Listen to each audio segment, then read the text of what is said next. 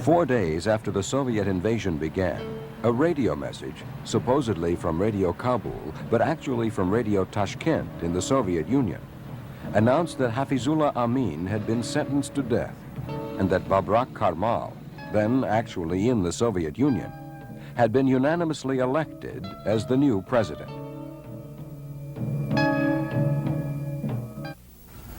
Vous me demandez quelle preuve existe-t-il suivant laquelle What proof exists that the Soviets came on the invitation of President Babrak Karmal? There is none, for the simple reason that Babrak arrived with the Soviets. I mean, Babrak Karmal was not in Kabul, in Afghanistan, when the Soviets invaded on December 27.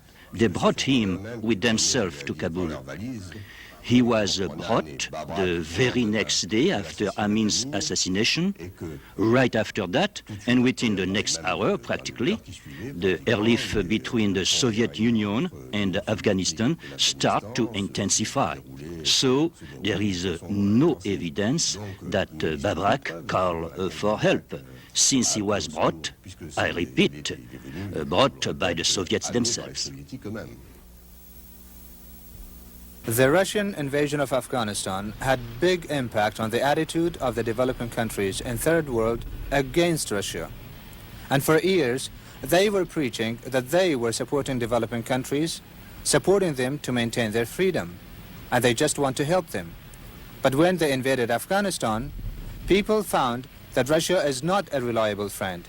It is difficult to rely on Russians. The same way they invaded Afghanistan, they could invade their country also. The world simply could not stand by and permit the Soviet Union to commit this act of aggression with impunity. 50 nations petitioned the United Nations to condemn the USSR and to demand the immediate withdrawal of all Soviet troops from Afghanistan. Actually, the Soviet invasion does not represent anything but imperialist expansion, aimed at establishing and consolidating a communist rule against the will of the peaceful Muslim Afghan people. No words, therefore, which I shall say today can fully convey the deep sense of disappointment and disillusion which the government and people of Nigeria felt when they heard the news of Soviet armed intervention in Afghanistan, a third world developing non-aligned country which posed no immediate threat to the peace and security of the Soviet Union. The countries of the third world and the developing nations had believed, perhaps optimistically, that the time had passed when the major powers would send their soldiers and tanks into small countries, and that warlike aggression had been ruled out as legitimate conduct in international life. But they were mistaken. Most Third World nations stated unequivocal opposition to Soviet aggression in Afghanistan.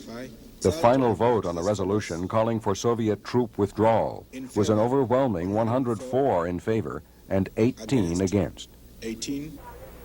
Again, at meetings of the 42-nation Islamic Conference, strong condemnation of the Soviet Union was virtually unanimous and called for the complete withdrawal of Soviet troops. Again in November 1981, the non-aligned nations sponsored a resolution in the United Nations General Assembly calling upon the Soviet Union to stop its aggression against the people of Afghanistan.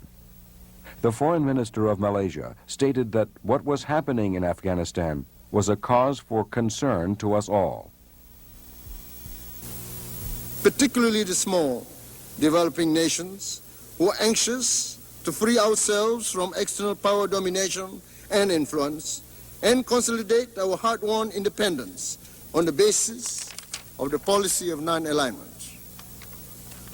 The fact that the Soviet Union was not mentioned by name in the communique of the non-aligned movement relating to the situation in Afghanistan could not hide our deep disappointment and indignation at the action of a superpower that often claims itself to be a supporter of the Third World and the Non-Aligned Movement.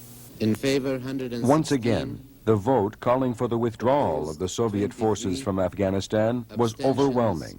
This time, 116 in favor and 23 against.